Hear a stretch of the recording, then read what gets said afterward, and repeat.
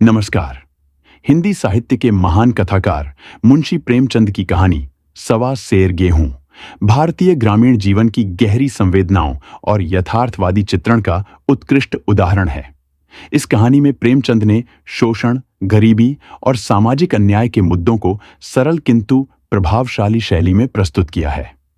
कहानी का मुख्य पात्र बुधिया अपने परिवार की भूख मिटाने के लिए मात्र सवा सेर गेहूं के लिए संघर्ष करता है, जो उस समय की निर्धनता और किसानों की दयनीय स्थिति का प्रतीक है। प्रेमचंद ने इस कथा के माध्यम से उस दौर के समाज में व्याप्त आर्थिक असमानता और सामंती अत्याचार को उजागर किया है। कहानी की भाषा सहज, प्रवाहमयी और भावनाओं से ओतप्रोत है, जो पाठक को उस समय के ग्रामीण जीवन के संघर्षों से जोड़ती है। इसमें पात्रों के मनोभाव और परिस्थितियों का ऐसा चित्रण है जो न केवल मानवीय संवेदनाओं को झकझोरता है, बल्कि समाज के प्रति एक गंभीर चिंतन का भी आह्वान करता है। सवा सेर गेहूं प्रेमचंद की संवेदनशील दृष्टि और उनकी यथार्थवादी लेखनी का प्रमाण है, जो पाठकों को सोचने पर विवश करती है कि जीवन की छोटी छोटी आवश्यकताएं भी किस प्रकार से संघर्ष का कारण बन सकती हैं। आइए सुनते हैं मुंशी प्रेमचंद की कहानी सवा सेर गेहूं। किसी गांव में शंकर नाम का एक कुर्मी किसान रहता था। सीधा सादा गरीब आदमी था, अपने काम से काम, न किसी के लेने में न किसी के देने में। छक्का पंजा न जानता था, छल प्रपंच की उसे छूत भी न लगी थी, ठगे जाने की चिंता न थी। ठग विद्या न जानता था। भोजन मिला खा लिया, न मिला चबेने पर काट दी, चबैना भी न मिला तो पानी पी लिया और राम का नाम लेकर सो रहा। किंतु जब कोई अतिथि द्वार पर आ जाता था तो उसे इस निवृत्ति मार्ग का त्याग करना पड़ता था। विशेषकर जब साधु महात्मा पदार्पण करते थे तो उसे अनिवार्यतः सांसारिकता की शरण लेनी पड़ती थी। खुद भूखा सो सकता था, पर साधु को कैसे भूखा सुलाता, भगवान के भक्त जो ठहरे। एक दिन संध्या समय एक महात्मा ने आकर उसके द्वार पर डेरा जमाया। तेजस्वी मूर्ति थी, पीतांबर गले में, जटा सिर पर, पीतल का कमंडल हाथ में, खड्डे दांव पैर में, ऐनक आंखों पर। संपूर्ण वेश उन महात्माओं का सा था जो रईसों के प्रसादों में तपस्या, हवा गाड़ियों पर, देवस्थानों की परिक्रमा और योग सिद्धि प्राप्त करने के लिए रुचिकर भोजन करते हैं। घर में जौ का आटा था, वह उन्हें कैसे खिलाता। प्राचीन काल में जौ का चाहे जो कुछ महत्व रहा हो, पर वर्तमान युग में जौ का भोजन सिद्ध पुरुषों के लिए दुष्पाच्य होता है। बड़ी चिंता हुई, महात्मा जी को क्या खिलाऊं। आखिर निश्चय किया कि कहीं से गेहूं का आटा उधार लाऊं, पर गांव भर में गेहूं का आटा न मिला। गांव में सब मनुष्य ही मनुष्य थे, देवता एक भी न था, अतएव देवताओं का खाद्य पदार्थ कैसे मिलता। सौभाग्य से गांव के विप्र महाराज के यहां से थोड़ा सा मिल गए। उनसे सवा सेर गेहूं उधार लिया और स्त्री से कहा कि पीस दे। महात्मा ने भोजन किया, लंबी तान कर सोए। प्रातःकाल आशीर्वाद देकर अपनी राह ली। विप्र महाराज साल में 2 बार खलिहानी लिया करते थे। शंकर ने दिल में कहा, सवा सेर गेहूं इन्हें क्या लौटाऊं, पंसेरी बदले कुछ ज्यादा खलिहानी दे दूंगा, यह भी समझ जाएंगे, मैं भी समझ जाऊंगा। चौथ में जब विप्र जी पहुंचे तो उन्हें 1.5 पंसेरी के लगभग गेहूं दे दिया और अपने को उणन समझकर उसकी कोई चर्चा न की। विप्र जी ने फिर कभी न मांगा। सरल शंकर को क्या मालूम था कि यह सवा सेर गेहूं चुकाने के लिए मुझे दूसरा जन्म लेना पड़ेगा। 7 साल गुजर गए। विप्र जी विप्र से महाजन हुए। शंकर किसान से मजूर हो गया। उसका छोटा भाई मंगल उससे अलग हो गया था। एक साथ रहकर दोनों किसान थे, अलग होकर मजूर हो गए थे। शंकर ने चाहा कि द्वेष की आग भड़कने न पाए, किंतु परिस्थिति ने उसे विवश कर दिया। जिस दिन अलग अलग चूल्हे जले, वह फूट फूट कर रोया। आज से भाई भाई शत्रु हो जाएंगे, एक रोएगा दूसरा हंसेगा, एक के घर मातम होगा तो दूसरे के घर गुलगुले पकेंगे। प्रेम का बंधन, खून का बंधन, दूध का बंधन आज टूटा जाता है। उसने भगीरथ परिश्रम से कुल मर्यादा का वृक्ष लगाया था, उसे अपने रक्त से सींचा था। उसको जड़ से उखड़ता देखकर उसके हृदय के टुकड़े हुए जाते थे। 7 दिनों तक उसने दाने की सूरत तक न देखी। दिन भर जेठ की धूप में काम करता और रात को मुंह लपेटकर सो रहता। इस भीषण वेदना और दुस्सह कष्ट ने रक्त को जला दिया, मांस और मज्जा को घुला दिया। बीमार पड़ा तो महीनों खाट से न उठा। अब गुजर बसर कैसे हो। 5 बीघे के आधे रह गए, एक बैल रह गया, खेती क्या खाक होती। अंत को यहां तक नौबत पहुंची कि खेती केवल मर्यादा रक्षा का साधन मात्र रह गई। जीविका का भार मजूरी पर आ पड़ा। 7 वर्ष बीत गए। एक दिन शंकर मजूरी करके लौटा तो राह में विप्रजी ने टोक कर कहा, शंकर, कल आकर के अपने बीज बैंक का हिसाब कर ले। तेरे यहां 5.5 मन गेहूं कब के बाकी पड़े हुए हैं और तू देने का नाम नहीं लेता। हजम करने का मन है क्या? शंकर ने चकित होकर कहा, मैंने तुमसे कब गेहूं लिए थे जो 5.5 मन हो गए? तुम भूलते हो, मेरे यहां किसी का छटाक भर न अनाज है, न एक पैसा उधार। विप्र, इसी नियत का तो ये फल भोग रहे हो कि खाने को नहीं जुड़ता। यह कहकर विप्रजी ने उस 1.25 सेर गेहूं का जिक्र किया जो आज के 7 वर्ष पहले शंकर को दिए थे। शंकर सुनकर अवाक रह गया। ईश्वर, मैंने इन्हें कितनी बार खलिहानी दी, इन्होंने मेरा कौन सा काम किया? जब पोथी पत्र देखने, साहित्य सगुन विचारने द्वार पर आते थे, कुछ न कुछ दक्षिणा ले ही जाते थे। इतना स्वार्थ! 1.25 सेर अनाज को अंडे की भांति से कर आज यह पिशाच खड़ा कर दिया जो मुझे निगल जाएगा।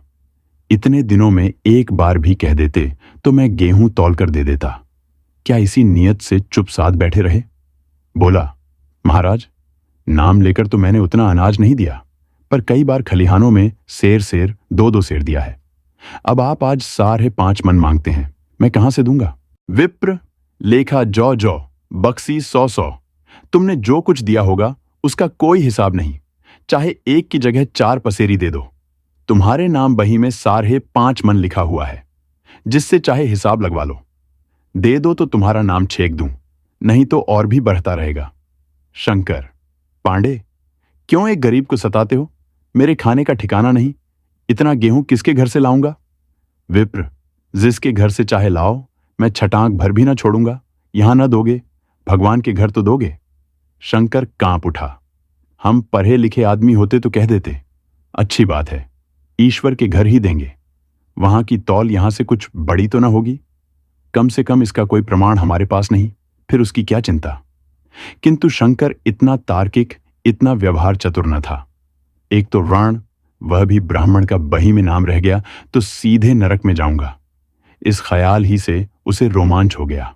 बोला, महाराज, तुम्हारा जितना होगा यहीं दूंगा, ईश्वर के यहां क्यों दूं? इस जन्म में तो ठोकर खा ही रहा हूं, उस जन्म के लिए क्यों कांटे बोऊं? मगर यह कोई न्याव नहीं है। तुमने राई का पर्वत बना दिया। ब्राह्मण होके तुम्हें ऐसा नहीं करना चाहिए था। उसी घड़ी तगादा करके ले लिया होता तो आज मेरे सिर पर इतना बड़ा बोझ क्यों पड़ता? मैं तो दे दूंगा, लेकिन तुम्हें भगवान के यहां जवाब देना पड़ेगा। विप्र, वहां का डर तुम्हें होगा, मुझे क्यों होने लगा? वहां तो सब अपने ही भाई बंधु हैं। आर्षि मुनि, सब तो ब्राह्मण ही हैं, देवता ब्राह्मण हैं। जो कुछ बने बिगड़ेगी संभाल लेंगे। तो कब देते हो? शंकर, मेरे पास रखा तो है नहीं, किसी से मांग जोच कर लाऊंगा तभी न दूंगा। विप्र, मैं यह न मानूंगा। 7 साल हो गए, अब एक दिन का भी मुलाहिजा न करूंगा। गेहूं नहीं दे सकते तो दस्तावेज लिख दो। शंकर, मुझे तो देना है, चाहे गेहूं लो चाहे दस्तावेज लिखाओ। किस हिसाब से दाम रखोगे? विप्र, बाजार भाव 5 सेर का है, तुम्हें 5.25 सेर का काट दूंगा। शंकर, जब दे ही रहा हूं तो बाजार भाव काटूंगा, पांव भर छुड़ाकर क्यों दोषी बनूं? हिसाब लगाया तो गेहूं के दाम 60 रुपये हुए। 60 रुपये का दस्तावेज लिखा गया, 3 आने सैकड़े सूद। साल भर में न देने पर सूद की दर 2.5 रुपये आने सैकड़े। 8 आने का स्टैंप, 4 आने दस्तावेज की तहरीर शंकर को ऊपर से देनी पड़ी। गांव भर ने विप्रजी की निंदा की, लेकिन मुंह पर नहीं। महाजन से सभी का काम पड़ता है, उसके मुंह कौन आए? शंकर ने साल भर तक कठिन तपस्या की। मियाद के पहले रुपए अदा करने का उसने व्रत सा कर लिया। दोपहर को पहले भी चूल्हा न जलता था, चबैने पर बसर होती थी, अब वह भी बंद हुआ। केवल लड़के के लिए रात को रोटियां रख दी जाती। पैसे रोज का तंबाकू पी जाता था। यही एक व्यसन था जिसका वह कभी न त्याग कर सका था। अब वह व्यसन भी इस कठिन व्रत की भेंट हो गया। उसने चिलम पटक दी, हुक्का तोड़ दिया और तमाकू की हांडी चूर चूर कर डाली। कपड़े पहले भी त्याग की चरम सीमा तक पहुंच चुके थे, अब वह प्रकृति की न्यूनतम रेखाओं में आबद्ध हो गए। शिशिर की अस्थिभेदक शीत को उसने आग ताप कर काट दिया। इस संकल्प का फल आशा से बढ़कर निकला। साल के अंत में उसके पास 60 रुपया जमा हो गए। उसने समझा पंडित जी को इतने रुपए दे दूंगा और कहूंगा महाराज बाकी रुपए भी जल्द ही आपके सामने हाजिर करूंगा। 15 रुपया की तो और बात है, क्या पंडित जी इतना भी ना मानेंगे? उसने रुपए लिए और ले जाकर पंडित जी के चरण कमलों पर अर्पण कर दिए। पंडित जी ने विस्मित होकर पूछा, किसी से उधार लिए क्या? शंकर, नहीं महाराज, आपके असीस से अब की मजूरी अच्छी मिली। विप्र, लेकिन यह तो 60 रुपया ही है। शंकर, हाँ महाराज, इतने अभी ले लीजिए, बाकी मैं 2-3 महीने में दे दूंगा, मुझे उऋण कर दीजिए। विप्र, उऋण तो जब ही होगे जबकि मेरी कौड़ी कौड़ी चुका दोगे। जाकर मेरे 15 रो और लाओ। शंकर, महाराज इतनी दया करो, अब सांझ की रोटियों का भी ठिकाना नहीं है, गांव में हूं तो कभी न कभी दे ही दूंगा। विप्र, मैं यह रोग नहीं पालता, न बहुत बातें करना जानता हूं। अगर मेरे पूरे रुपये न मिलेंगे तो आज से 3 रुपये सैकड़े का ब्याज लगेगा। अपने रुपये चाहे अपने घर में रखो, चाहे मेरे यहां छोड़ जाओ। शंकर, अच्छा जितना लाया हूं उतना रख लीजिए, मैं जाता हूं, कहीं से 15 रुपया और लाने की फिक्र करता हूं। शंकर ने सारा गांव छान मारा, मगर किसी ने रुपए न दिए। इसलिए नहीं कि उसका विश्वास न था या किसी के पास रुपए न थे, बल्कि इसलिए कि पंडित जी के शिकार को छेड़ने की किसी की हिम्मत न थी। क्रिया के पश्चात प्रतिक्रिया नैसर्गिक नियम है। शंकर साल भर तक तपस्या करने पर भी जब आरण से मुक्त होने में सफल न हो सका तो उसका संयम निराशा के रूप में परिणत हो गया। उसने समझ लिया कि जब इतना कष्ट सहने पर भी साल भर में 60 रुपया से अधिक न जमा कर सका तो अब और कौन सा उपाय है जिसके द्वारा इसके दूने रुपये जमा हों। जब सिर पर आरण का बोझ ही लादना है तो क्या मन भर का और क्या सवा मन का। उसका उत्साह क्षीण हो गया, मेहनत से घृणा हो गई। आशा उत्साह की जननी है, आशा में तेज है, बल है, जीवन है।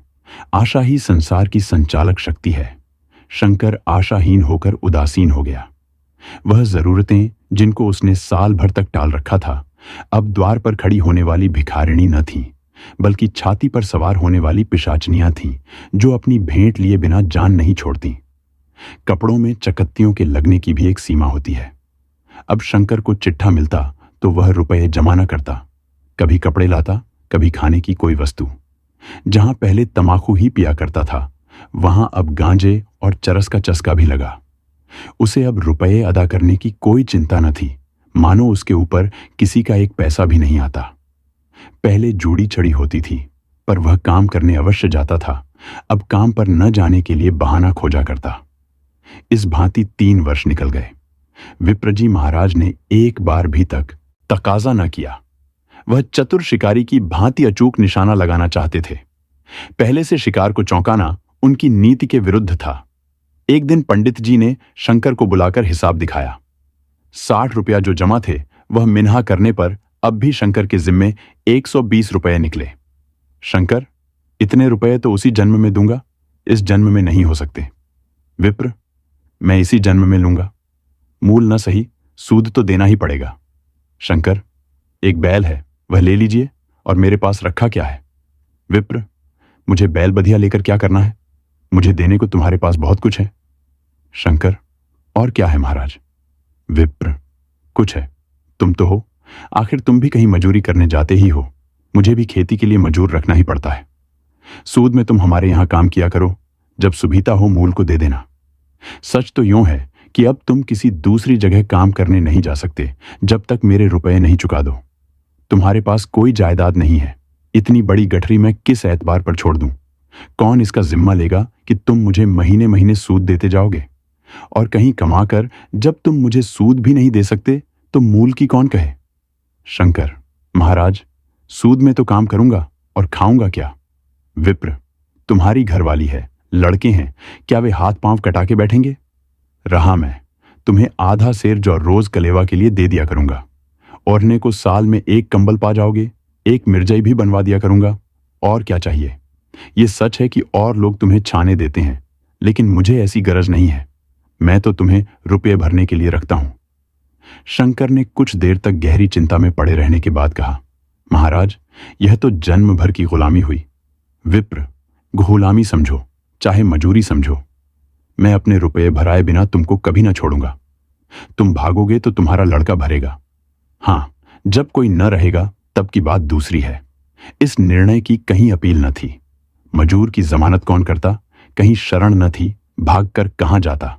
दूसरे दिन से उसने विप्रजी के यहां काम करना शुरू कर दिया।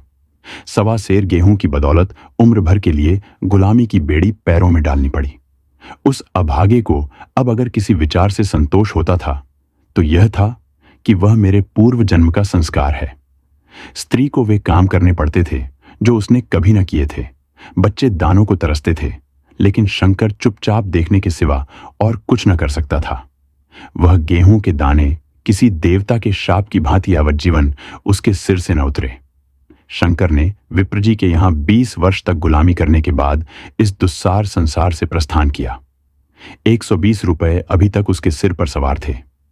पंडित जी ने उस गरीब को ईश्वर के दरबार में कष्ट देना उचित न समझा।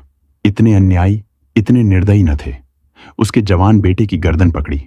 आज तक वह विप्रजी के यहां काम करता है। उसका उद्धार कब होगा, होगा भी या नहीं, ईश्वर ही जाने। पाठक, इस वृत्तांत को कपोल कल्पित न समझिए। यह सत्य घटना है। ऐसे शंकरों और ऐसे विप्रों से दुनिया खाली नहीं है। फिर मिलते हैं मुंशी प्रेमचंद की एक अन्य कहानी के साथ। धन्यवाद।